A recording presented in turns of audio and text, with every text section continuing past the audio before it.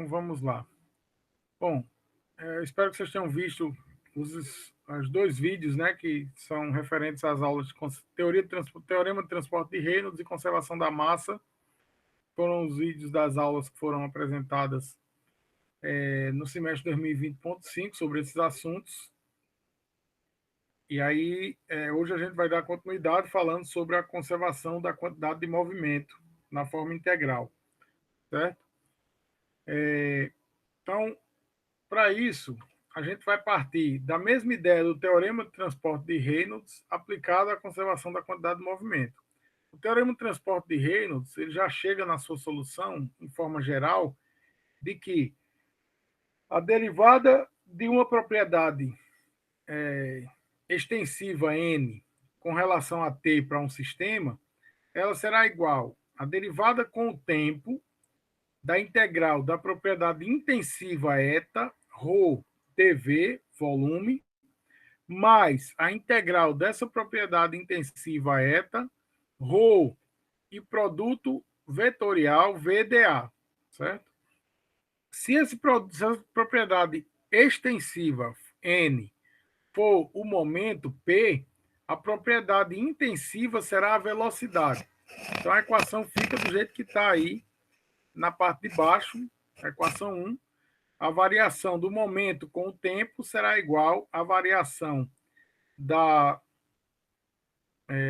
integral com o tempo da velocidade, vetor velocidade, vezes a densidade, vezes a variação do volume, o vetor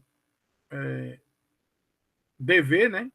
Mais a integral na superfície de controle de V, ρV, dA. V, vetor velocidade, densidade, e o produto escalar velocidade por área, certo? Só que, quando você pega variação do momento com o tempo para um determinado sistema, isso é, na verdade, a força, certo? E aí, a força, aqui, na verdade, as forças que agem é o conjunto da força superficial mais a força de campo, ok? Então, a força superficial e as forças de campo, elas podem ser descritas como a combinação de algumas forças que eu vou explicar daqui a pouco. Mas a equação geral fica sendo forças superficiais mais forças de campo é igual à integral, ao derivada com o tempo da integral no volume de controle, da velocidade, vetor velocidade, densidade e volume, dV, mais a integral na superfície de controle de V, vetor velocidade, ρ, VDA, onde V é o vetor e DA é o vetor. Só que aí você tem um produto escalar, que aí vocês viram lá na conservação da massa. Eu espero que vocês tenham entendido que esse VDA é o produto escalar de vetor com vetor, vai dar um número. Portanto, isso aí não vai resultar um vetor, certo? E aí, de forma bem direta, isso aí é o seguinte: VDA. Na entrada é negativo, na saída é positivo. Sempre assim. Numa entrada de fluido, negativo. Na saída é positivo, certo? Então você tem essa equação. Se você está falando de uma equação de força, ela tem direção, é um vetor, portanto você precisa trabalhar nas três direções cartesianas. Então, se você estiver trabalhando em x, você vai escrever na direção x, y, y, z, z. As forças de campo tratam-se basicamente de gravidade. Quando você estiver na direção vertical, ela vai ter influência, massa vezes gravidade. E aí, massa é densidade vezes volume, você pode descrever dessa forma. As forças de superfície, basicamente, é pressão vezes área. E, quando houver necessidade, você vai escrever uma resistência, que é uma força de suporte ou uma força de algum objeto sendo segurado por uma força de resistência. A gente vai explicar direitinho no exercício, certo? Esses exercícios aqui, eles tentam exatamente mostrar essa aplicação dessas equações, certo? Então, eu vou mostrar aqui 3 exercícios hoje para a gente mostrar como são essas aplicações, ok? Então, vamos lá. O primeiro exercício diz o seguinte: água escoa em regime permanente. Se vocês tiverem alguma dúvida, vocês interrompam, tá? Água escoa em regime permanente através do bocal de uma mangueira de incêndio. A mangueira tem diâmetro interno de 75 milímetros e a ponta do bocal 25 milímetros. Então, você tem uma mangueira com 75 milímetros, ela tem uma redução de diâmetro, esse é um bocal, né? Redução de diâmetro, para 25 milímetros. O propósito disso é aumentar a velocidade na entrada, na saída, para poder ter um jato mais distante, né? A mangueira tem, e mais veloz também. A mangueira tem diâmetro interno de 75 milímetros e a ponta do bocal de 25 milímetros. A pressão manométrica na mangueira é de 450 kPa. A corrente de água deixando o local é uniforme. Na saída do bocal, a velocidade da água é 36 metros por segundo. A pressão é atmosférica. Portanto, se a pressão é atmosférica, a gente sabe que a pressão, para calcular a pressão manométrica, a gente subtrai a atmosfera, então pressão atmosférica menos pressão atmosférica dá igual a zero, certo? Ele manda determinar a força transmitida pelo acoplamento entre a mangueira e o bocal, ok? Para calcular essa força, eu preciso usar essa equação que eu acabei de mostrar para vocês da conservação do momento, certo? Então, deixa eu puxar aqui o meu quadro virtual. Eu já escrevi aqui a minha equação, né? Então, está aqui a minha equação. Forças superficiais mais forças de campo igual a derivada com o tempo da integral do volume de controle, da velocidade, ρ dv, mais a integral na superfície de controle. Deixa eu alterar isso aqui, que é superfície de controle, tá? De V rho VDA, né? Nós vamos agora destrinchar o que é cada termo desse. Esse primeiro termo aqui, forças superficiais, ele vai englobar as forças que são pressão vezes área e resistência, que é a força para segurar o objeto, né?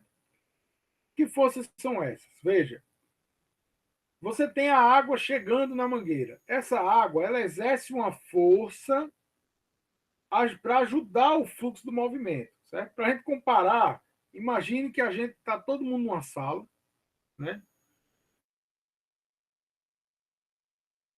Estamos todos dentro de uma sala e ocorre um incidente. A gente está tentando sair dessa sala porque ocorre um incidente, a gente quer fugir dessa sala. A gente vai tentar sair dessa sala por uma porta, mas a porta é estreita em relação à quantidade de pessoas. Isso acontece em qualquer lugar do mundo, certo?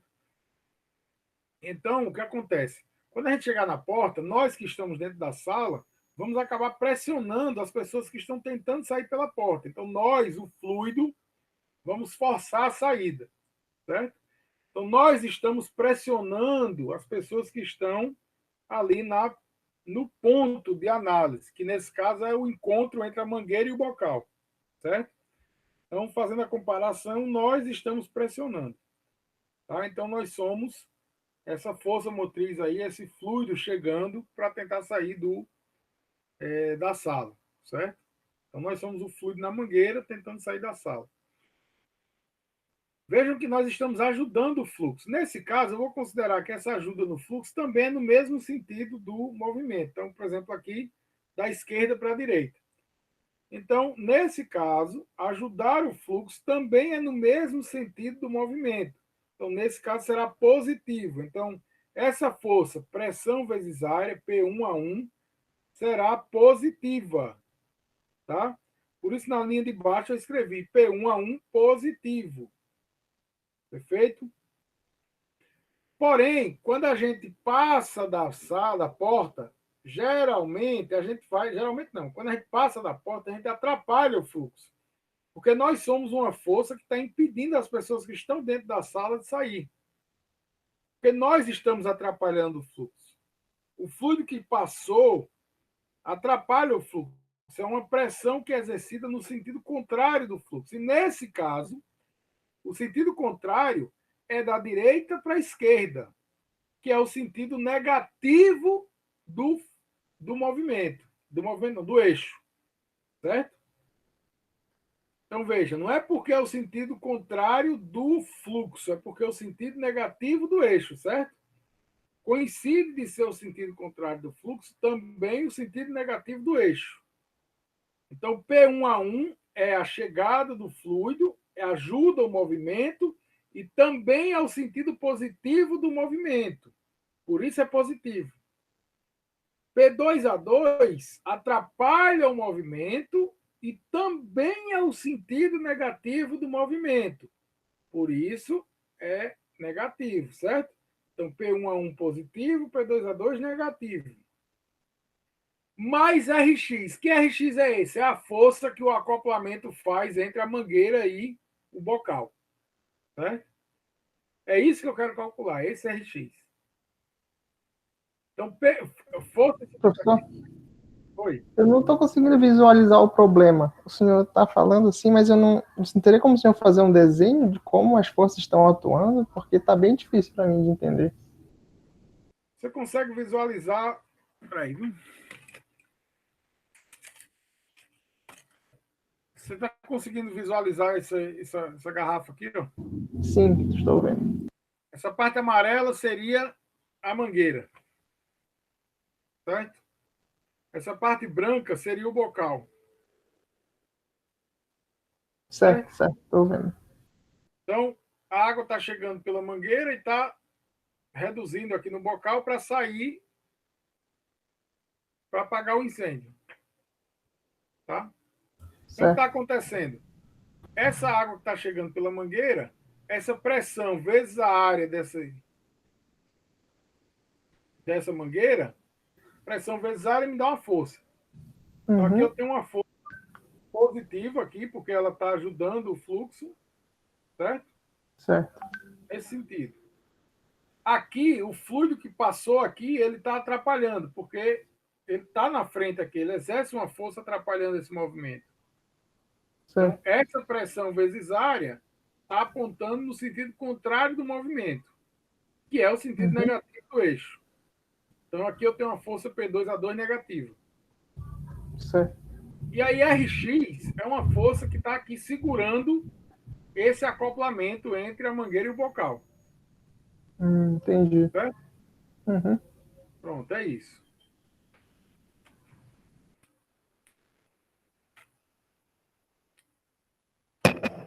Aí, isso é o FS. FB são as forças de campo, que é as forças de gravidade. Eu estou considerando que meu sistema está na horizontal. Até porque eu não tenho informações sobre o peso da água, ou do bocal, ou da mangueira. Então, como eu não tenho informações, eu não vou complicar a minha vida. Então, FB é igual a zero. Certo? FB é igual a zero. Também essa primeira derivada aqui será igual a zero, porque eu não tenho variações com o tempo. Nem varia densidade, nem varia volume, nem varia densidade. As coisas não variam com o tempo. Certo? Então, porque eu não tenho por que complicar a minha vida aqui. Certo? O escoamento é permanente. A última integral, assim como na conservação da massa, ela tem a ver com o número de entradas e saídas. O número de entradas e o número de saídas, cada entrada e cada saída representa uma integral a ser resolvida nesse caso, certo? Como eu tenho uma entrada e uma saída, né? Está chegando na mangueira, uma entrada, está saindo no bocal, uma saída, eu tenho duas integrais a resolver. Como é que eu resolvo? Lá na conservação da massa, eu resolvia simplesmente pegando, se é uma entrada, o produto escalado é negativo, então ficava menos ρVA. Se é uma saída, o produto escalado é positivo, ficava mais ρVA. Aqui eu tenho o mesmo ρVA, mas eu tenho um vetor velocidade antes agora. Então, para não errar, o que é que eu faço? Eu separo as coisas. Primeiro eu faço o vetor velocidade, depois eu faço o ρVA, para evitar que eu tenha problemas. Certo? Então, para evitar que eu tenha maiores problemas, eu vou fazer o seguinte. Primeiro, velocidade. Vamos lá. está chegando aqui na mangueira. Essa velocidade desse fluido, ela vem da esquerda para a direita. Esse é o sentido positivo que eu adotei do meu eixo. Então, essa velocidade é positiva, ok? Então, beleza. E como é uma entrada, e aqui o fato de vir positivo ou negativo não me importa mais. O que importa é que é uma entrada no meu sistema. Então, é negativo, menos ρ V1 a 1. Certo? Agora vamos para o outro ponto. O bocal é uma saída. Só que V2 continua no sentido da esquerda para a direita, que é o sentido positivo do eixo. Certo? Então, V2 é positivo. E esse sinal aqui é o sinal de V2, mais V2. Tá? E ρ V2A2, não importa o sinal de V2 aqui. O que importa é que é uma saída. Certo? Então, perfeito. Resolvido isso aqui, eu vou simplesmente passar P1A1 para o outro lado negativo. E por que P2A2 não aparece mais?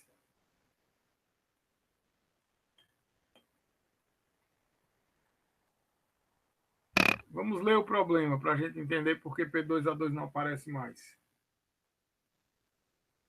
Está escrito ali, ó, que a pressão manométrica na mangueira é 450 kPa. A corrente de água deixando o local é uniforme. Na saída do bocal, a velocidade de água é 36 metros por segundo e a pressão é atmosférica. Se a pressão é atmosférica, significa que pressão atmosférica menos atmosfera vai dar quanto?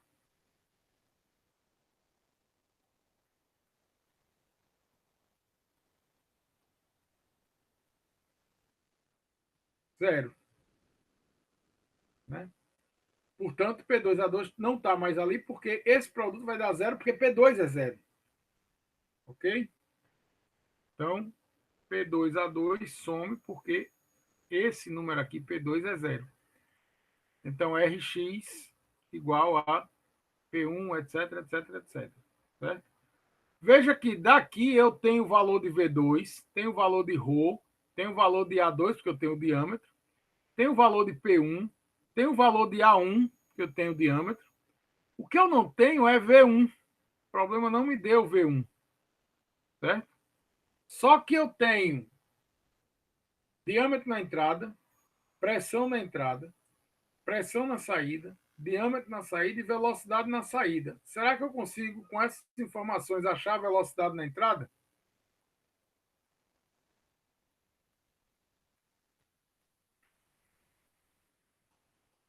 Pelo que a gente viu nas aulas, nas duas aulas que eu mandei, como é que vocês fariam isso?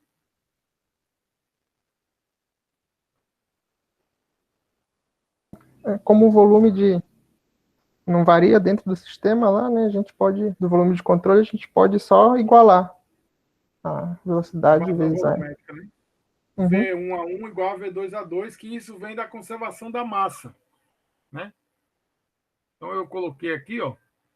A gente sabe pela conservação da massa que variação com o tempo no volume de controle de ρdV mais na superfície de controle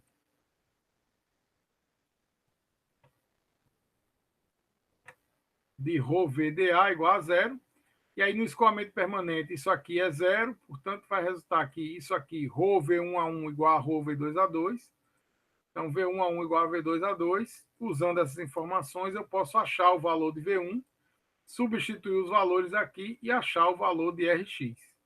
Certo? E aí vocês podem terminar essa questão, porque vocês sabem fazer isso aí tranquilamente, que é só substituir dados.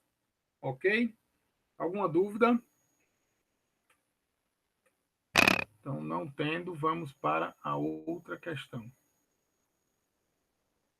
A segunda questão diz o seguinte: água entra em um cotovelo redutor de 180 graus. O que é que tem de diferente agora? É que agora não é mais um tubo retilíneo. Você tem um U, certo? É um U. Em um cotovelo redutor de 180 graus, com velocidade média de 1,5 metros por segundo, e pressão manométrica de 300 kPa. Então, a entrada tem velocidade de 1,5 metros por segundo e pressão manométrica de 300 kPa. Na saída, a pressão é de 50 kPa e os diâmetros das seções de entrada e de saída do cotovelo são de 0,25 e 0,05, respectivamente. Qual é a força requerida para manter o cotovelo estacionário? Veja que apesar da configuração geométrica ser diferente, mas as informações são bem parecidas. Você tem pressão na entrada e na saída, diâmetro de entrada e saída, e tem a velocidade de entrada. Certo? Densidade é água, né? Então não muda. Veja que é muito parecido, né? Então, dessa vez, como eu sei que é muito parecido, o que é que eu vou fazer? Eu já vou começar até achando a velocidade que está faltando. Certo? Então, vou aqui, ó, começar achando a velocidade que está faltando. V1 a 1 igual a V2 a 2. Substituir aqui, já trocando A1 a 2 por πd1 ao quadrado sobre 4 e πd2 ao quadrado sobre 4. Então, achei que V2 é 37,5 metros por segundo. Que a relação entre as velocidades é de 0,25 por 0,05, só que isso fica ao quadrado, devido ao diâmetro, né? Que o diâmetro é ao quadrado. Então, vai dar 1,5 vezes 0,25 sobre 0,05 ao quadrado, 37,5. Ok? Aplicando a equação da conservação do momento, forças superficiais. Quais são as forças superficiais? Vamos lá. Deixa eu deixar mais alto aqui. Forças superficiais nesse caso. Você tem na entrada, certo? Na entrada, vamos ver, P1 a 1. P1 a 1 está vindo da esquerda para a direita. O fluido ajuda o movimento, ajuda. É no sentido positivo do eixo? Também é. Então, P1 a 1 é positivo, certo? Perfeito. Aí, o que acontece é que agora o tubo é um U. Então, a saída acaba sendo para a esquerda. O fluido que já passou, ele atrapalha esse movimento. Se ele atrapalha, ele vem da esquerda para a direita. Da esquerda para a direita é no sentido positivo do movimento. Então, P2A2 acaba sendo positivo também. Certo? Por isso que P2A2 está positivo ali. Ele não é mais negativo, porque como o tubo é um U e a saída é a 180 graus, o fluido sai para a esquerda. O fluido que já saiu está atrapalhando. Se ele atrapalha da esquerda para a direita. Só que da esquerda para a direita é o sentido positivo do eixo, certo? Veja que ele atrapalha, mas ele atrapalha no sentido positivo. Ficou claro isso? Por isso que não é só saber se atrapalha, é atrapalhar, mas esse atrapalhar em que sentido? É positivo ou negativo? Do eixo, não é do sistema, não é do fluxo. Percebem como tem que olhar o detalhe da coisa aí? É isso que é chato só. Certo? E quando o ângulo não for 0 grau com a horizontal, aí você tem que considerar o ângulo também, cosseno do ângulo. Certo? Mais na frente, eu acho que na quinta-feira a gente vai fazer um exercício que tem isso também para vocês verem essa questão do ângulo. Ok? Então, P1 a 1 é positivo e P2 a 2 também é positivo. E o RX? Vou dizer que é positivo. E se não for? Se não for, quando eu for calcular, eu vou ver que ele não é positivo, porque o resultado vai dar negativo. Não tem problema. Ok? FB, 0. Por quê? Porque eu estou atuando na direção horizontal. Primeira integral, ela não varia, porque as propriedades não variam com o tempo. O escoamento é permanente. Segunda integral, uma entrada e uma saída. Então, são duas integrais. Vamos para a primeira integral. O fluido está chegando da esquerda para a direita. Essa velocidade é no sentido positivo. Então, V1 é positivo. Mas o produto escalar ρ V1 a 1 é negativo, por quê? Porque é uma entrada. Então, V1 é positivo e ρ V1 a 1 é negativo. Perfeito. V2. Por que V2 é negativo? Porque como o tubo é em U, ele sai para esquerda. Só que a esquerda aqui é o sentido negativo do eixo. Certo? Então, V2 é negativo. Perfeito? V2 será negativo. Tá bom? E Rho V2A2. Rho V2A2 sai para a esquerda, mas é uma saída. Saída é positivo, não importa para onde sai, o que importa é que é uma saída. Vejam os detalhes que vocês têm que olhar na hora de resolver. Ah, professor, é muito detalhe. É, mas quando vocês começarem a resolver os exercícios, vão começar a fazer isso automaticamente. Certo? Então, Rho V2A2. Positivo. Então, já colocou todos os sinais. Passando P1A1 e P2A2 negativo, você vai ficar com tudo negativo. Você vai descobrir que Rx será negativo, obrigatoriamente, porque todos os termos são negativos. Certo? Então, Rx, tudo negativo, é só jogar os valores. Eu já coloquei os valores todos aí, né? E aí é só vocês pegar a calculadorazinha aí e calcular o valor de Rx. Certo? Alguma dúvida? Qualquer dúvida que vocês tiverem, é só voltar nesse vídeo que tem as explicações dos sinais, que é o mais detalhado aí desse problema. Ok? Questão 3.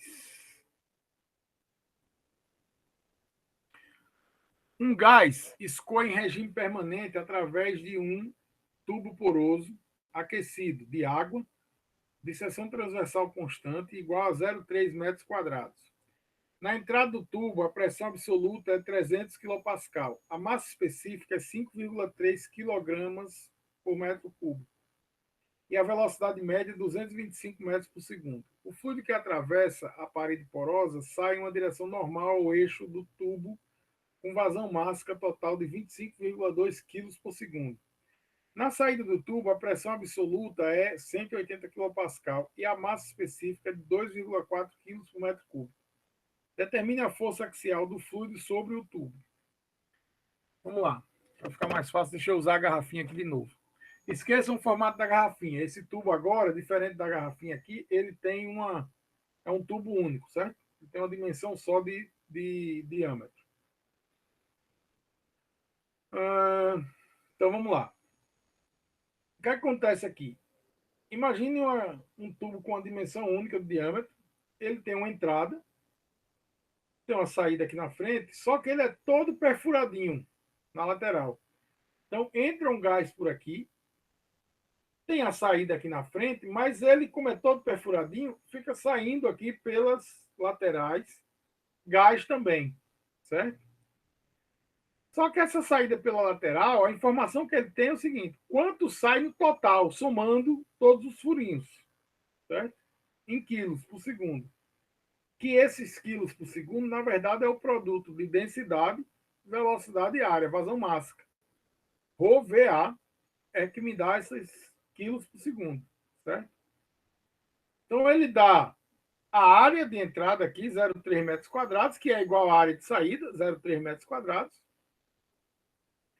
Ele me diz a pressão nessa entrada aqui, ele me diz a pressão nessa saída, ele me diz a velocidade na entrada, a densidade na entrada e essa área. Ele me diz a densidade na saída e a área na saída. E ele me diz a vazão máxima aqui, certo? Na verdade, o que me falta é a velocidade nessa saída, certo? Então, vou logo calcular essa velocidade na saída, porque é bem provável que eu vou precisar dela.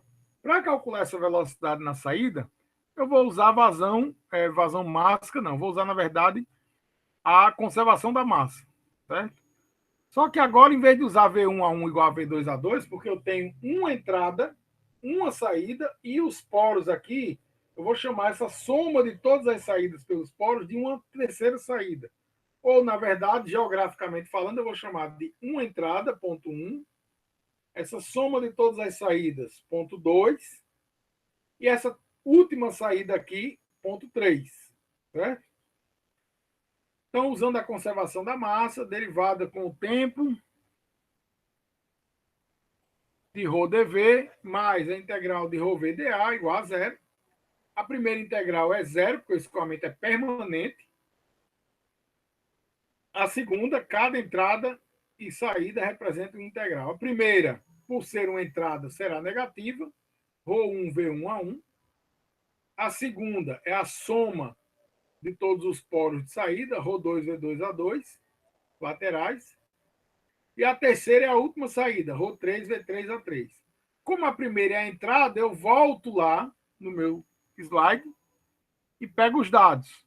Na entrada eu tenho 5,3 quilos por metro cúbico de densidade, 225 metros por segundo de velocidade e 0,3 metros quadrados de área. Então, jogo esses dados lá. Menos densidade, velocidade e área. Eu preciso agora de ρ2, V2 a 2. Só que nos meus slides eu não tenho essas informações. O que eu tenho é a vazão mássica. Só que a vazão mássica é exatamente esse produto. Densidade vezes velocidade vezes área. Eu não preciso de cada um deles, porque eu tenho o produto já aqui, que é 25,2. Então, eu vou lá, mais 25,2. ρ3, V3 a 3. Vamos ver o que é que eu tenho? Eu tenho a densidade, ρ3, e tenho A3, porque a área de entrada é igual à área de saída. Só que eu não tenho a velocidade, mas ainda bem que eu não tenho a velocidade, porque é exatamente o que eu vou achar. 2,4 eu tenho, 0,3 eu tenho, V3 é o que eu não tenho. Isso é igual a zero. Jogando aqui, eu vou agora achar que V3 é igual a 461,9 metros por segundo. Certo? Agora, eu vou usar a minha equação da conservação do momento. Força superficial 1 mais força de campo, etc, etc, etc. Veja que agora eu estou olhando para o meu tubo poroso. Por que é que eu só estou considerando? Deixa eu fazer uma correção rápida aqui. Eu escrevi 2, mas na verdade aqui é 3.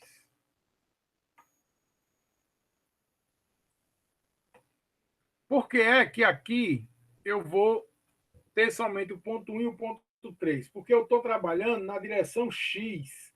Os tubos porosos, os furos aqui, eles interagem em Y e em Z, não em X. Certo? Eles não estão, tá vendo? Ou se você quiser coordenadas cilíndricas, em Z e em θ, mas não em X. Ok? Então, eles não vão interferir na minha direção de estudo, que é X. Ok? Então, vamos seguir trabalhando só com X. Então, em X, P1 a 1, está chegando. É positivo por quê? Está vindo da esquerda para a direita, está ajudando o fluxo. E esse ajudar o fluxo é no sentido positivo do movimento. Então, positivo P1 a 1. Certo? P3 a 3. Por que P3 a 3 é negativo?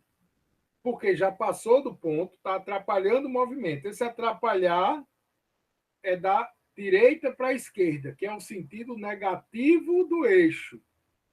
Esse sentido negativo do eixo é o sentido de atrapalhar o movimento nesse exemplo. Então, será negativo, P3 a 3. E RX? RX eu deixo positivo, porque depois eu acho o sinal dele. Certo? Vai ser igual a V1. V1 é positivo porque vem da esquerda para a direita, que é o sentido positivo do eixo. E ρ V1 a 1, negativo porque é uma entrada. Acabou, sem discussão. Mais V3. V3 continua da esquerda para a direita, sentido positivo do eixo. Mais ρ V3 a 3. Mais não, vezes, né? Ρ V3 a 3. Por quê? Porque é uma saída, sem discussão. Saída é positivo. Certo? Acabou-se. Aí eu sigo. Aqui também é 3, não é 2.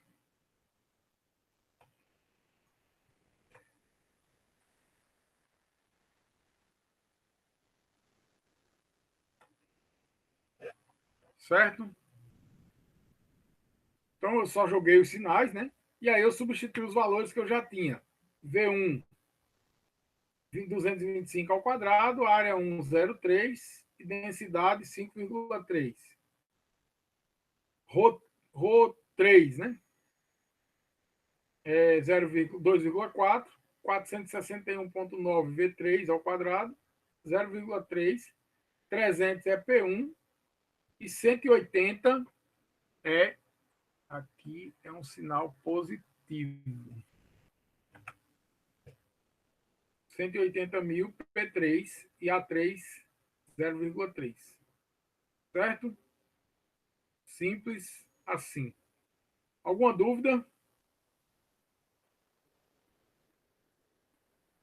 Na quinta-feira a gente continua. Aqui tem mais alguns exercícios: 4, 5, 6, 7, 8.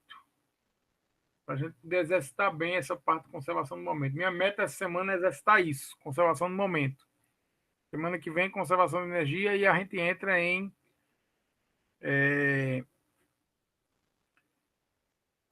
equação de Bernoulli, e aí mais exercícios para a gente já ir enchendo a prova, como a gente diz, né? Ok? Alguma dúvida? Alguma colocação?